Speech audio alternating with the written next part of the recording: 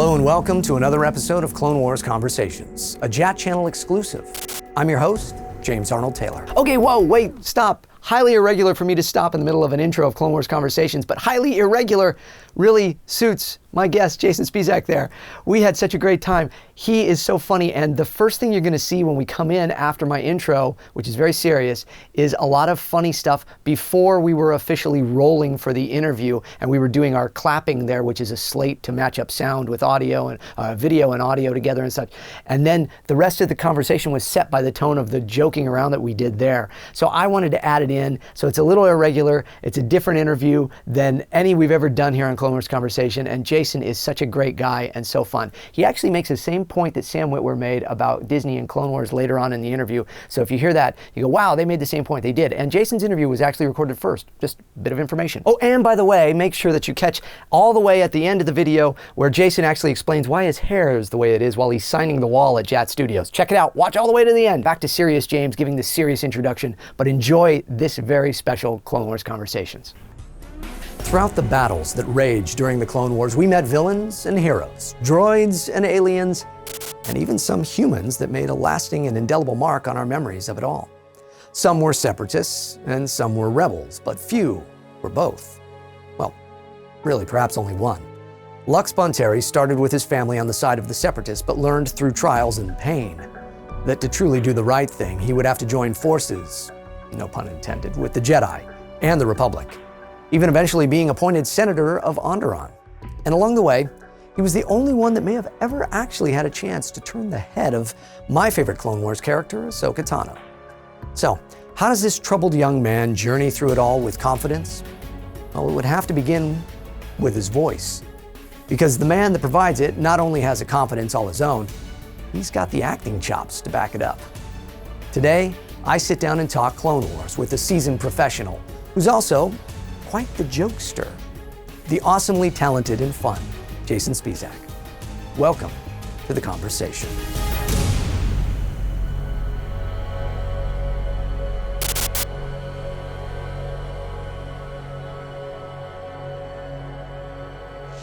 So I will, oh, let's clap. Wait, hold on. Very nice, well done. Yes, I am a human clacker. All right, and we're rolling, guys? We're rolling sound too?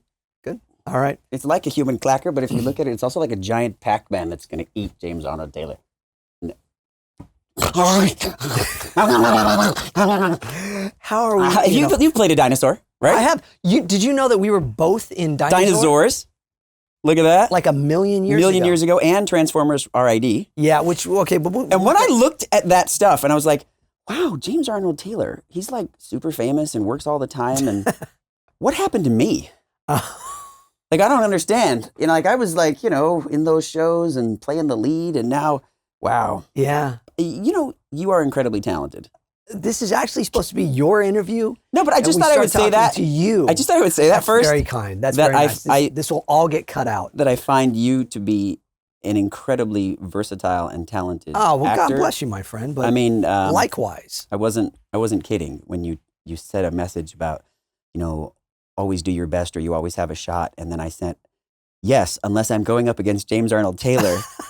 And you favorited that tweet, and I was like, yeah, I guess you should favorite that tweet because you're, you know, so. Because you're a jerk. Because you're a jerk ball in a suit. That's why. Well, welcome to Clone Wars Conversations. Of course. And whenever I say the main character, you were on Clone Wars. You did 8 episodes of Clone Wars. I thought that was going to be a game. I thought you were going to say, and whenever I say lightsaber, you say Jason goes, I'm ready. I can play this game with you, James. You know, the great thing about this show is it's very much like we're going to have a sit down and talk about Clone Wars. Yes. And with everybody else, I can pretty much do that. With you, I cannot, and I don't know what to expect, and I love that. So you were in 8 episodes of Clone Wars. Did you know that? That's what they tell me when I get the residual checks. I'm like, wow, 1, 2, 3. You played Lux in Heroes on Both Sides. I love that episode. A Friend in Need. Yes. A War on Two Fronts. Yes. Front Runners. The Soft War and Tipping Points. I love that relationship with Ahsoka. Which we're going to get to. But then, Pursuit of Peace, you played Christo. Right? Do you remember Christo's voice? Christo. That's it. I remember Zen Zen Paulness, I think, was the aquatic guy. Zen Paulness. Because he's the aquatic guy. Do you remember him? So he was like, Senator Organa, we will see what Senator Organa has to say. So you did it all. Oh, yes. I did that all myself without any of the... But also without any even like hands or, you know what I mean? Like that was that had that very... So I kind of combined a Slavic because, you know, people from space, they're always Slavic.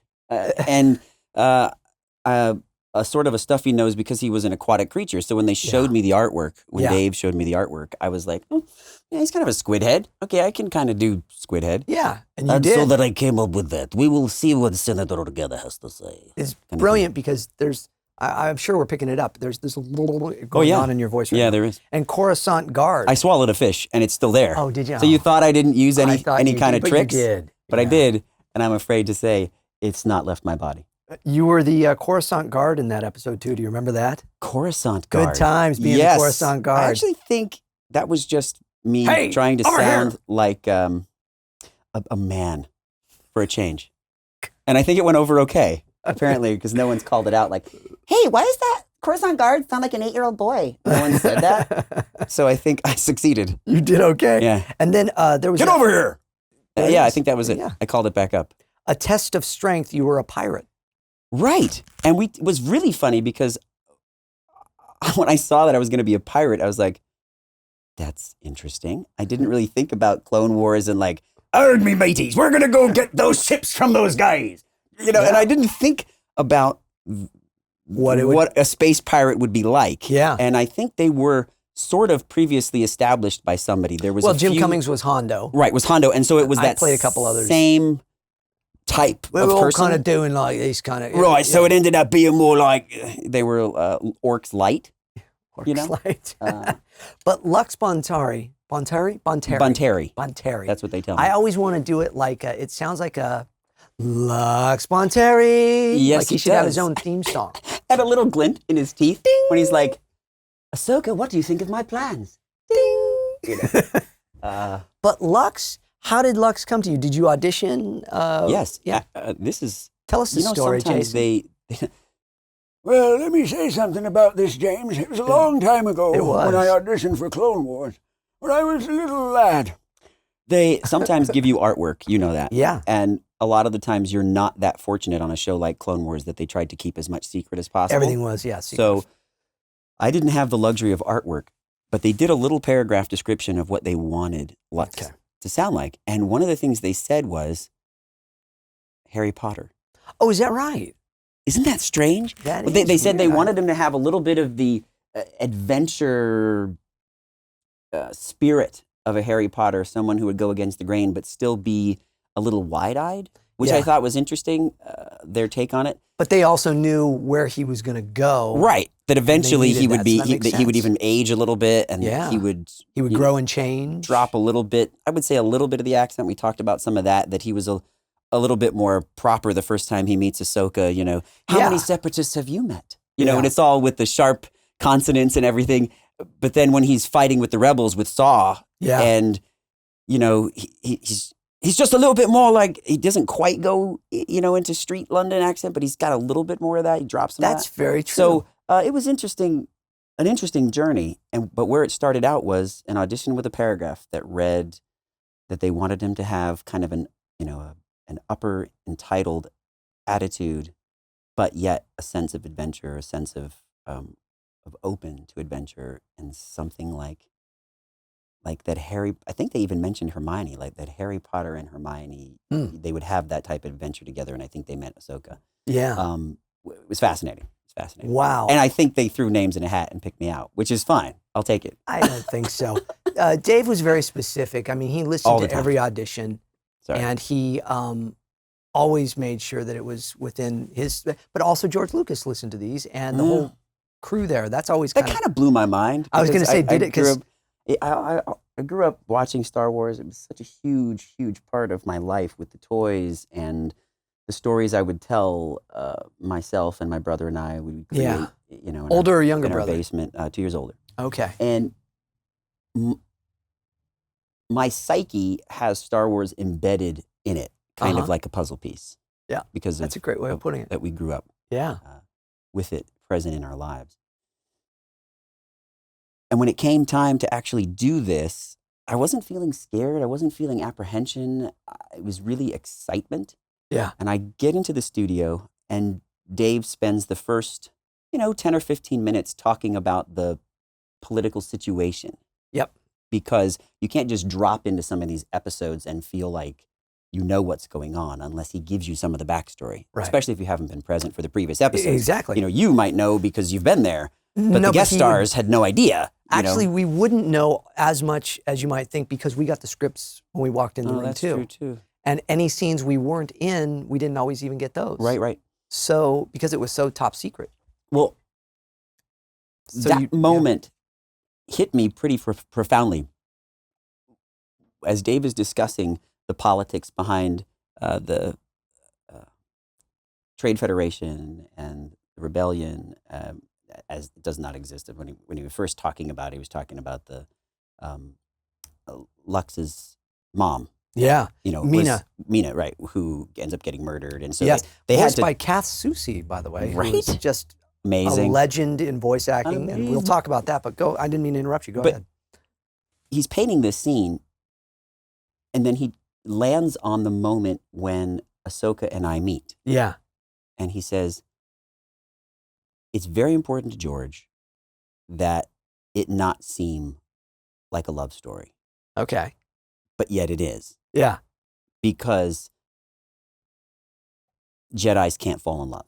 Right. They're not. And I heard everything he said right up until he said the word George. But then after that, there's like this buzzing sound. It's like, I'm like, what is that you're saying? Your lips are moving, but I'm not understanding. Because it went, George Lucas is now being, part of this show is brain. And it was, So it caught me off guard. So thrilling in a way, exciting, and then all of a sudden, like, oh, I better not mess this up. I really should not screw this up. Oh. Maybe, you didn't for the audience because I know what it's like to be sitting in the seat. Yeah. I know what it's like to have that entertainment become a part of the fabric of the way that I look at the world because it's a morality tale, right? That's a great way of putting it. And so I now have this burden. I now have this on my shoulders thinking that I can't mess this up. Yeah. Because there's a bunch of children out there like me. There's my daughters. There's people who are going to watch this for a long time. Yeah. And I want to tell the story.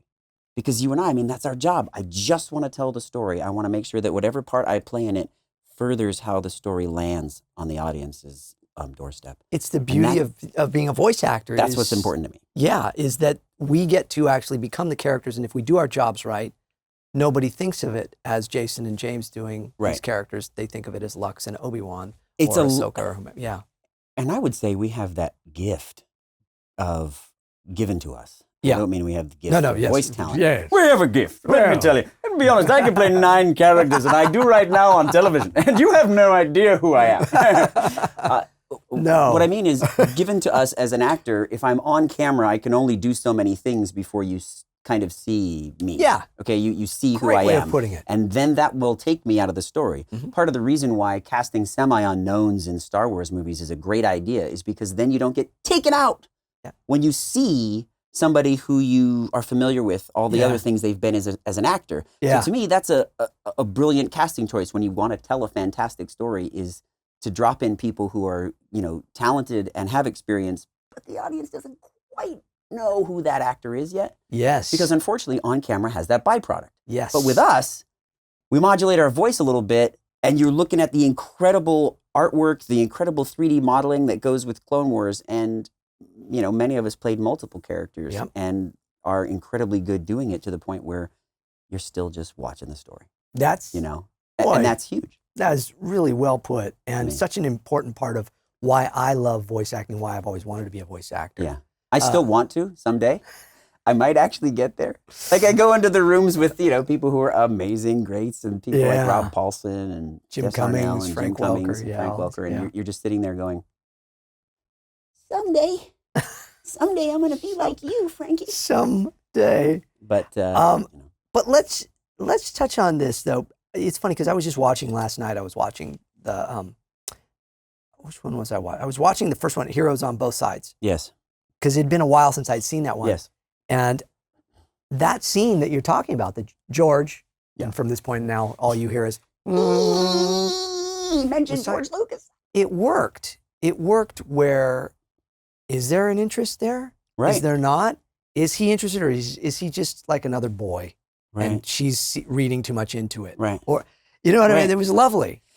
Did you guys record together on that? We did. Okay. We did. I had the incredible fortune of being in the room with not just the talent, the acting talent, but the writing so amazing. And Dave's direction is always, it's very freeing, because Dave will be like, no, I mean, do it again, you know, but like this, because sometimes he wants to hear what will come out. Yeah. Right? You can see that about the way he's thinking about, like he has an idea in his head, but then sometimes he just kind of wants to hear something. And that's another gift as an actor for me and her, to be able to go through those moments and track them a couple of different times and track them a few different ways. Like, no, that's too heavy on the what do you call it? Insinuation. Or like, Lux is coming on too strong. Lux is coming on way too strong. You got to back Lux off a little bit. I mean, he's had one too many beers. He going to hit on the Jedi and she going to slice him in half like a sardine. Okay? Slow that thing down, Luxy boy. But that fine tuning of that moment led to this really politically charged. Yeah. And emotionally, I would say sexually charged, but they didn't want it to be that way yet. Right. Emotionally charged moment. That there's not a ton of dialogue either. No. If you notice, it's all that kind of happens in, what do you do when you leave these two in this space floating together? Do they become instant enemies? But he's good looking and he's obviously attracted to her. Yeah. But they have this loaded gun of a situation around them. And I don't know, some of their humanity peeks through. Yeah. In like this way. And it is a credit to both of you, because obviously it is, as you said, it's a credit to the animators, the artists, the writers, and Dave's directing, putting that episode together. Yes. But what you did was let the moments breathe with your acting as well. Yeah. And that allowed them to then animate it that same way too. That's hard. There generally was cameras on us when we recorded. Yes, that's true. And so they were catching a lot of that, because I do see a lot of you in Lux. Even in, like, his expressions, his facial things and stuff. You know, because I was there. We were together on a decent amount of these. It feels like.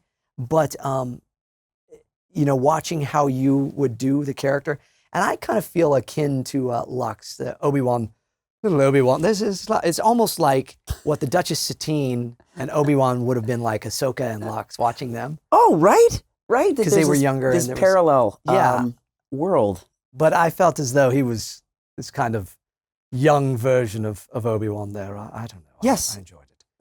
Well, of course, Ahsoka and I are young versions of you.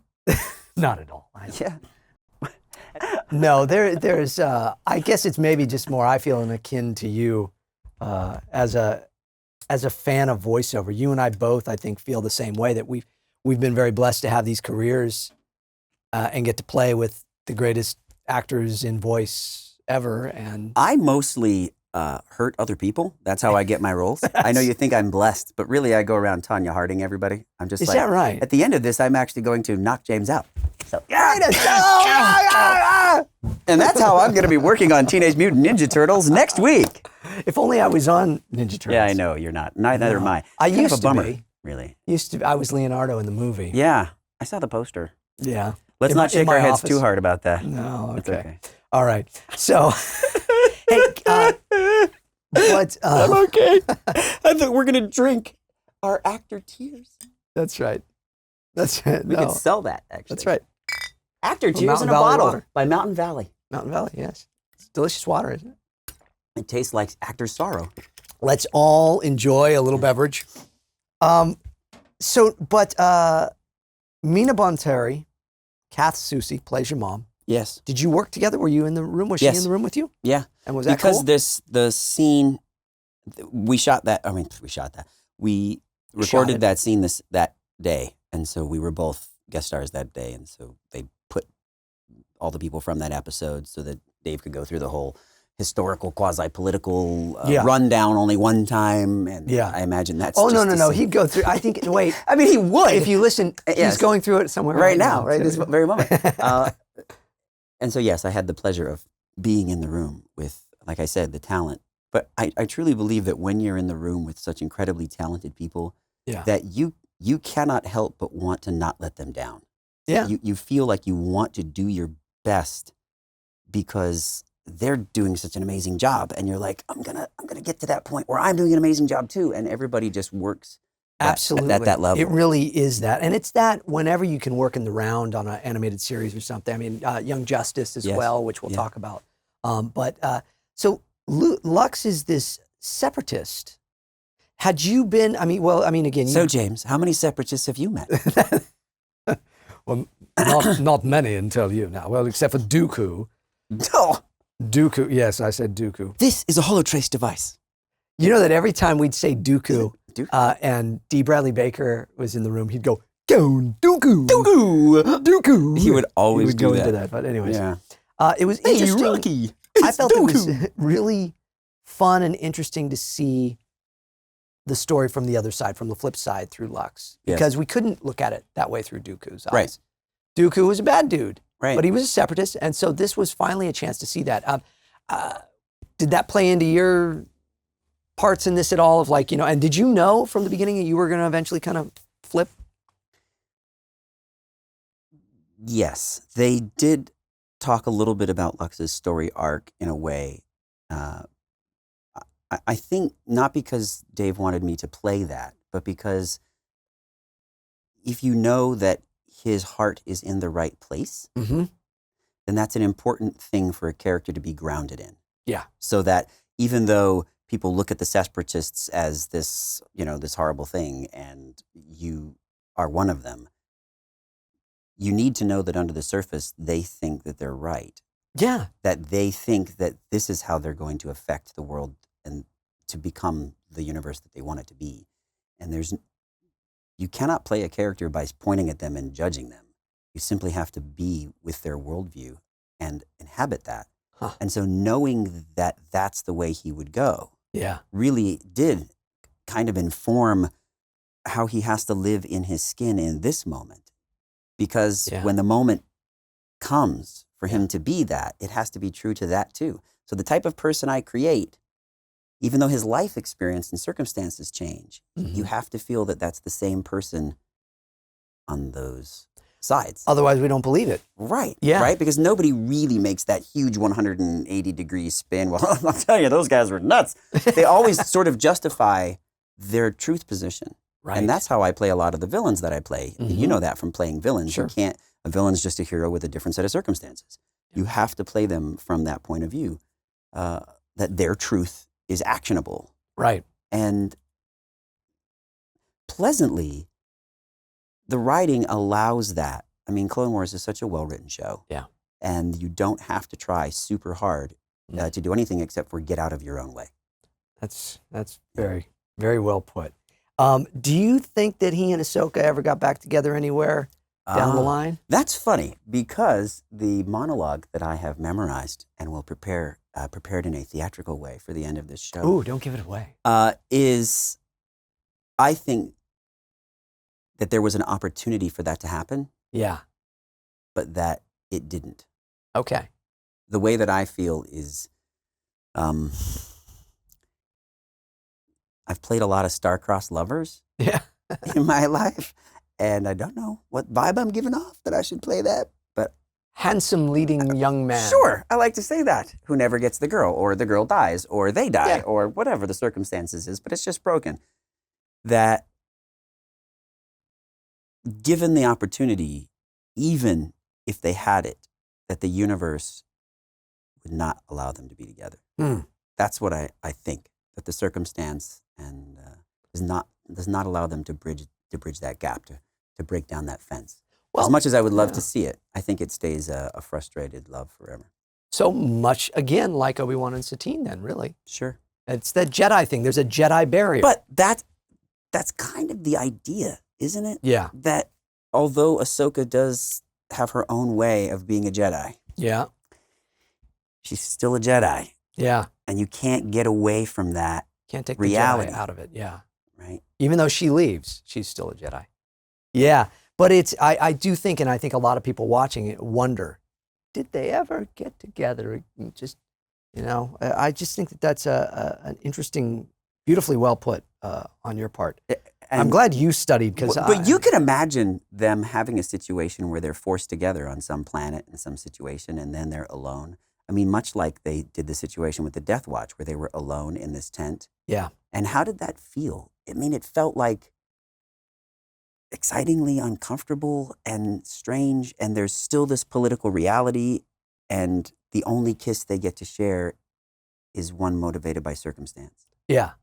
Yes. That encapsulates their relationship, is that their relationship simply can only ever be constrained by circumstance. Wow. So if you imagine a universe in which there are no circumstance, they could just go to a planet at a far edge of a system where it's just the two of them, and they're not a Jedi and he's not a rebel leader. Right. Well, yeah, but you can't imagine a universe like that because that's not the kind that we live in. That's awesome. I love how much thought you put into that, and it's so true. I have to say, it's in the water. It's in the water. Wow. That's what's given me the good thoughts today, as a matter of fact. Well, here's the thing. So I have not actually said this yet, but Ashley has agreed to be on the show. Clone Wars Conversation. She'll be on in August. Wow. Is there any chance I could come back and kiss her? Well, yes. Let's be honest. That's what Jason Spisak is all about, trying to sneak a smooch from any voice actor he can. Well, including James Arnold Taylor. Watch yourself. Wait a second. No, is there any little messages you'd want for oh gosh, Ahsoka from Lux? Of course. Yeah. All right. Well, here's your chance. Here's your camera. I know you're not one for ad-libbing and going off the cuff. No, of course. I don't know how to. I can't improv. I mean, I can improv, just not on the spur of the moment. Okay. Let's see what I would say to Lux. Or what I would say to Ahsoka. Lux would say, as long as you are who you are, and I am who I am, then I guess it doesn't really matter if we're together. But it would be better if we were, I guess. Oh. Man, all the girls are now getting a lump in their throat that are watching this show. That was beautiful. Sure.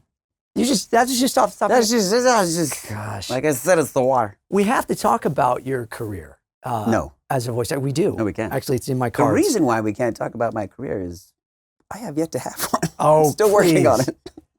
Let's talk about Green Lantern, the animated series. Oh, that love story was amazing.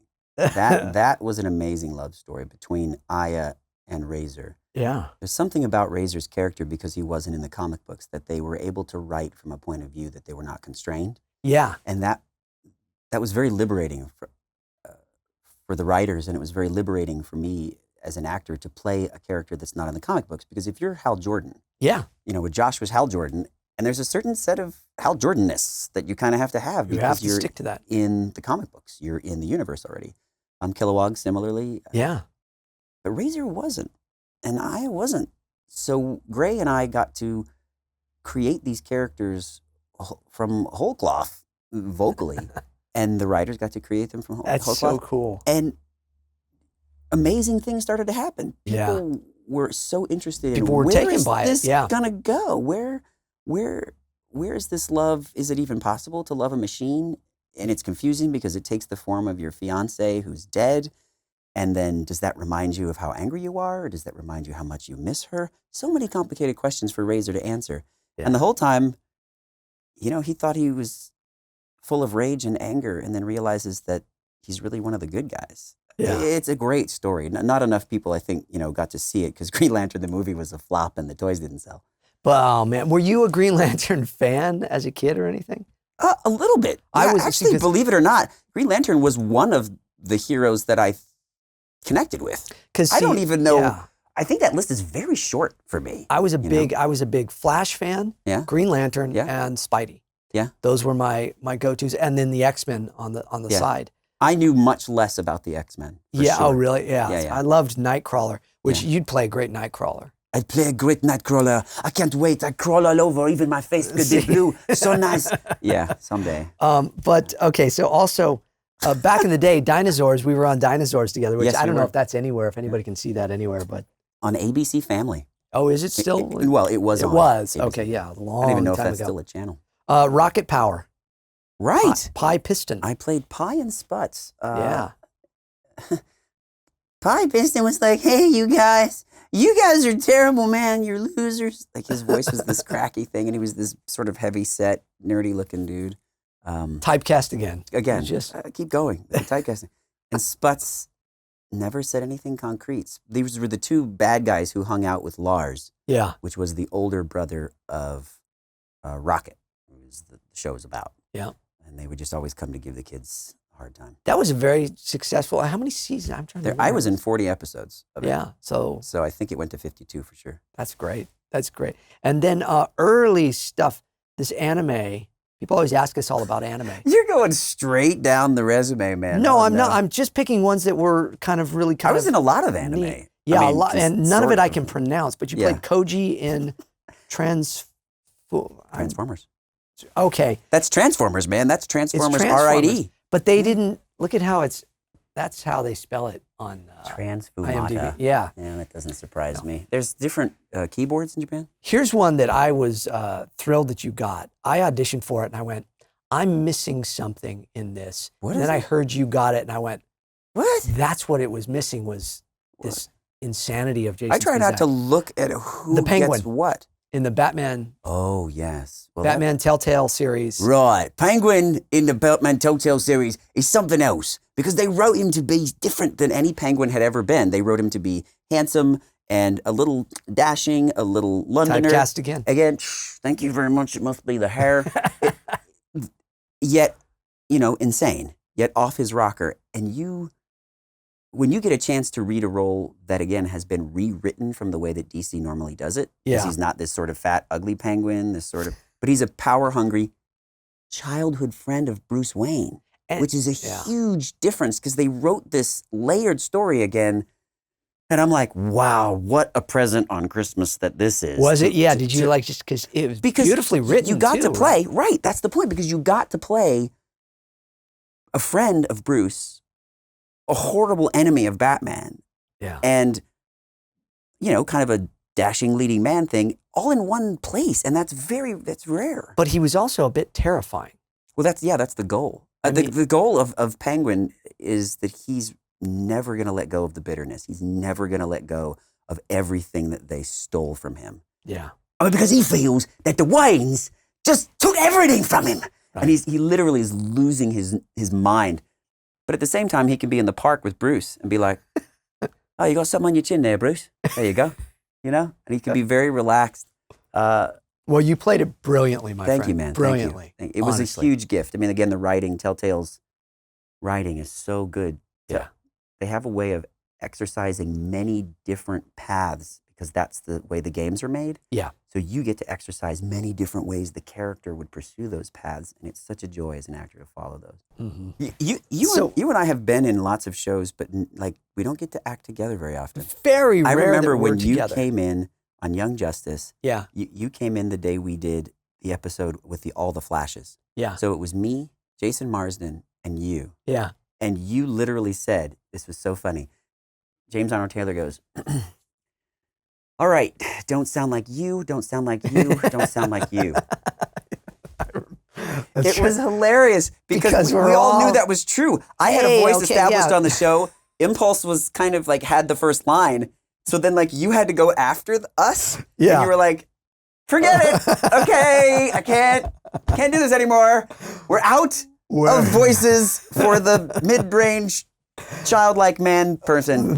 With that little crack. Right? And that kind of, Oh, yeah. man. It was such a funny thing. We just needed love Yuri that. Lowenthal in there and we would have Well, he was, except he just wasn't in there that day. Because you really would have been screwed then because he played... or Josh Keaton. Yeah, that's true. Yeah. Josh was in the show as Icicle Jr. That was Yuri played Icicle Jr., but he also played Lagoon Boy.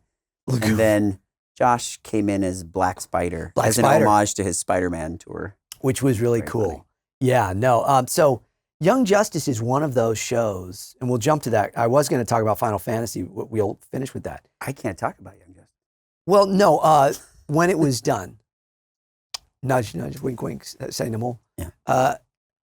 Who knew that the fans were going to just go insane for that?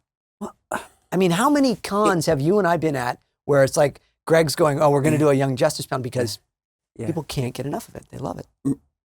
Two things amaze me. Yeah. The first one is that we can find out how much the fans love a show in 2017, right? That we can get a barometer for that. There can be a number attached to how much people watch. Yeah.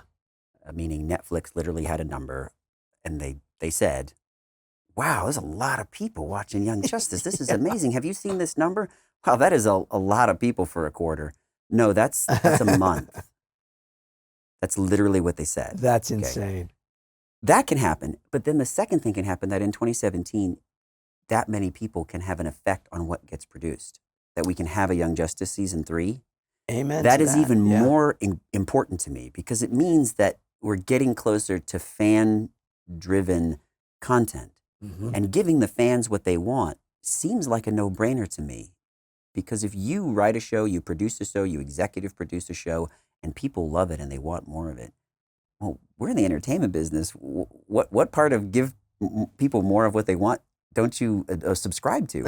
I mean, just go to WWE and ask them how they run their entertainment business. WWE has been around a very long time, and they run a great business based on that entertainment model of, give fans what they want. Right. It's not a secret. It's not a secret. And to find that executives now have a tool that they can say, oh, here's a number, here's a metric, here's something that I have actionable intel on that I can now make production decision based on and have a, hopefully you'd think a guaranteed success, to me is better than the let's just greenlight a sequel model. Yeah. Right. I don't want to confuse this with the horrible fate we've all succumbed to now in Hollywood, where we've got 17 sequels of something we don't really want a sequel for. Right. That's a lot different than saying, wow, the fans really want this. It would be as if they waited to do the sequel until they had the metric on how strong the fandom was, not just the ticket sales. There's there's like a gap there to me. There is. So you would have to see how it does on Netflix, see everything, and see how the burgeoning fandom does out there in the world, and then make your sequel, right? Yeah. Again, we're talking a little too much about how the entertainment business is structured, but that amazes me. Yeah, we went to cons for a show that was dead. Yeah. Like years. Justice has fallen and it can't get up. It had been done for years. Yeah. I mean, but it's also the same with Clone Wars. And that's not just a clever segue back. But isn't Rebels Clone Wars? No, I'm kidding. No, I'm totally it's kidding. not. Please, everybody, don't murder me. But it's a unique situation where there was a corporate takeover, and now there was this thing where they kind of said, well, we want to brand this our own way, so let's do this thing our own way. And it's weird because it's almost like the child of that show. Mm-hmm. Do you know what I mean? Like, well, I don't know how else to put that, but it's kind of... The beautiful thing was Clone Wars kind of set the tone for where Star Wars has gone over the last 10 plus years. And it showed people that there was an audience for it again. That families were going, no, I grew up with Star Wars. Now my kids are going to grow up with Star Wars. Right. And there is an audience, a large audience that is interested in more of the minutia of these characters' lives. Do you think that Disney would have bought Lucasfilm's rights to Star Wars without Clone Wars? That's a great question. The answer to me is no. Yeah. Because it's such a lion's share of what this story, this tale is capable of. From not only a merchandising perspective, but a long-form narrative perspective and all the things that Disney's now trying to do with the movies. It was almost like a proof of concept. So to me, it's instrumental. Clone Wars is instrumental in the place we find ourselves with Star Wars content today, which is such an enjoyable place to me. Like, I can't, I'm like... Yeah, no, I have to beside agree myself with you. How excited I am. I mean, from the first year that I was at Star Wars Weekends at Disney, and then 2 years later eventually became the host of it for 5 years. Yeah. That's a telling of it, because I'm just some voice actor. Right. That got to host the biggest Star Wars events in the world because of Clone Wars. So that does say that there's a connection. But when it first started and we were first there as guests, they were kind of like, oh yeah, we'll do this little thing here and let the voice actors talk for a little bit. And then they started seeing that all these people were like showing up in the room to watch that. They went, oh, oh, I guess people like this, you know? Yeah. It's odd, isn't it, though? Yeah, that it's a strange... The impact of something like that is so underestimated. I'm not sure what causes that phenomenon, that the impact of a cartoon is underestimated in today's culture. Yeah. It's a shame because I always say that the producers in Hollywood doesn't know our names, but their kids do. As evidenced by the fact that I play the Lego Joker in everything but the movies. Yes. Right. And in fact, that was the other thing I was going to say is your Joker. Your Penguin was fantastic. Your Joker was fantastic as well. Thank you, man. Yeah. How cool was it to play Joker? I have to be honest with you. Lego Joker is fabulous. Lego Joker. What a treat. And because it's the Joker. Well, that's but the he's thing. confined in the world of Lego. So if you're somebody who has, I grew up playing with Legos. So Yeah, it was me too. Legos first. Star Wars was actually second. Legos Yeah. was like, I had tons of Legos. I would beg for Lego sets for birthdays. And back then it was just blocks. It wasn't as much. Blocks and spacemen. We did a lot of space things. Like I really like the generic space thing. Like the guy who was like, spaceship in the movie. Like that's me. Spaceship. Now they have all these different types and all these different sets. And I mean, they make Star Wars Legos. Anything. It is a thrill to sit down and read a script where Legos have come to life and now kids can watch a Lego story. It is just floors me. Yeah, it's pretty fantastic. And again, Lego Joker is well, but so here's the thing. the gift that keeps on giving. I love that character. The gift of your talent, and I'm not kissing up, I'm being honest, Jason, is that you the need Joker, to stop right now. The Joker is like Bugs Bunny. Yes. It's the holy grail of voices, and so many people have taken a stab at it. And Correct. what do you do then after Mark Hamill has done what he's done? First, what you do after Mark Hamill, you go, thank you, sir. I really appreciate you not trying to go out for Lego Joker so I could play it. that you have to respect anybody who takes a stab at the Joker. I mean, you have to respect that canon, that huge well of talent that has transpired before you. And then you have to take a step back and you have to say to yourself, what am I going to bring? Yeah. What is the way this story is written, this particular Joker, this particular human being, what magic chemical concoction is real, tangible, and tells this story? Because if you start thinking about stuff that other people have done, you're dead meat. You're dead in the water. Yeah. Because you'll be afraid. Yeah. And you can't play the Joker afraid. You have to play the Joker with the lid off. Absolutely. And that is my favorite way to roll. My favorite way to roll is just to take the lid. As you notice, it's no longer on. Yeah, look at that. This is very telling. Did you see your that? shoes are off and your lid is off. My shoes are on and my hair is kind of off. And I felt I was crazy because I have no laces on my shoes. Oh, no. But you know laces, but me no shoes. Ha-ha, yes. And people are going, but that's because I didn't want them to really be on camera much. Like, I mean, I don't know. We should have like a series where we play roommates. It's like The Odd Couple. Yeah, really. it would be. You could be Oscar and I, or no, you could be Felix and I could be Oscar. Yeah, in a whole new way. Yes. Well, speaking of playing roles. It's very kind of you to say. I don't want to let it go without the fact that you are incredibly generous. From the heart. I mean that. That's very kind of you. Maybe you'll do my voicemail. Yes. But I always like to end the show with giving people a chance to hear our characters and such. We've reached that point, have we? We have. I feel like we could talk forever. I know. But we will run out of hard drive space. But we're not going to. See, the old days. It's like, Jason, I know you feel you could go on forever, but we're not going to let you. No. But now is the time when I love awkward pauses. Me too. They're my favorite. They're delicious. Mm. What would Lux sound like as Shakespeare? And I thought, okay, Shakespeare. I didn't know that you're a classically trained Shakespearean performer here. Yes. Yes, I am a classically trained Shakespearean actor. I have a Bachelor of Fine Arts in Theater, of Is that all right? things. Yes, I went to Syracuse University at the Conservatory. And learned how to act in a way that has completely not helped me at all. Because until now. Until the opportunity on James Arnold Taylor Clone Wars Conversations comes up, and as you can tell, my enunciation is very dream of all dream. So what would Lux sound like as? And I just felt Puck. Puck is maybe more of Jason. Sure. not Lux, Right. but that was the way I could bring Jason into Lux. Well, Does that make sense? There's a little bit of the playful in Lux. Very little. But I mean, no, and Lux has a little bit of that. He does. I mean, because he runs off on this thing and he thinks he's going to make this holotrace device and he's kissing Ahsoka and he's got this plan. And like, he's going to get his kicked. He's going to die. But there's the sense that this is his adventure. Yeah. So I picked Act 2, Scene 2. You had sent me something, but I thought this might be a little bit of a better match because it's Act 2, Scene 2 of Midsummers. And I'll paint the scene of where Ahsoka and Anakin and Lux would be for this scene to drop in. Okay. So if you imagine, Lux is off fighting with the rebels, and he's kind of like the second in command or so. And Ahsoka and Anakin are off in a system somewhere. They're on a forest planet. They're on a covert mission, and Ahsoka is disguised as Anakin's servant. And Lux never stopped loving Ahsoka. He could never get that splinter out of his mind.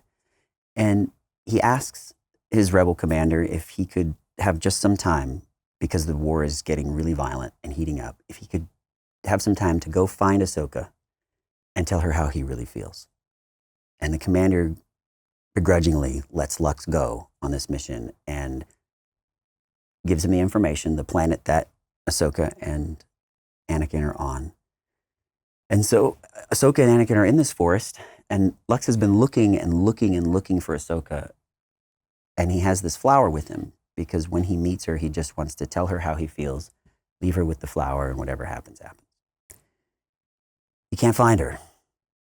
He's been going through this forest for a long time. He comes upon them sleeping. And instead of waking her up to tell her how he feels, instead, he just leaves her with a kiss and the flower and wishes that she know no fear, only love. And then he leaves to go back to Onderon. So that's the scene. And this is Act 2, Scene 2 of Midsummers with Puck as Lux, which would be Pucks, I guess. For Clone Wars Conversations. What a setup. My goodness, I don't have to do anything. This is great. Enjoy. Through this forest I have gone, but Ahsoka found I none, on whose eyes I might approve this flower's force in stirring love. Night and silence. Who is here? Robes of Anakin doth he wear. This is her, my master said, disguised as Anakin's maid. And hear my maiden sleeping sound on the dank and dirty ground. Pretty Jedi. She durst not lie next to this lack love, this kill curtsy. Here.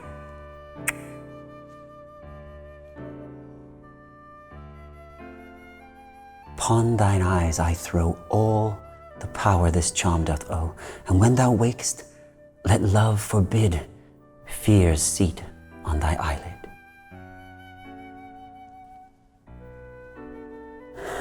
So, awake when I am gone, for I must now to Onderon.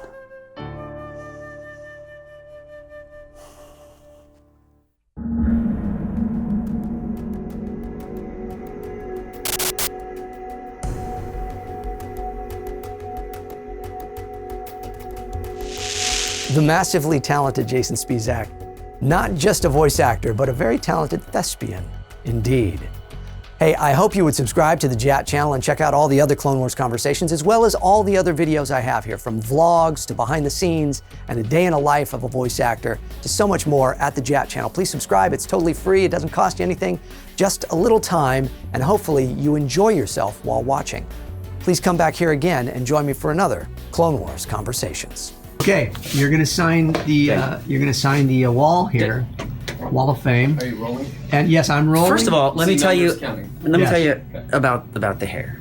Okay, so I was going to say, can you tell us about I the got hair? cast in this movie called Baja. Okay, is that be coming out soon? It will be coming out before Christmas, I believe. They just showed the first screening. So, played a burned out surfer. Weird. Named Burnout.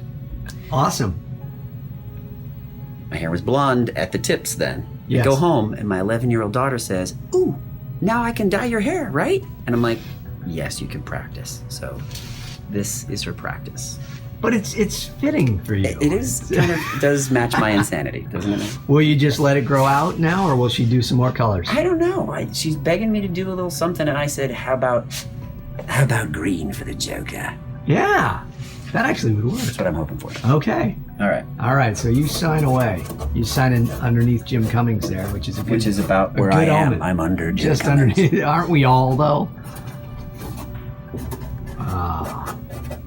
Hey, where can people find your stuff? You have a YouTube channel. I do. I have a YouTube channel. It's just Jason Spisak. Okay. JasonSpisak. Okay.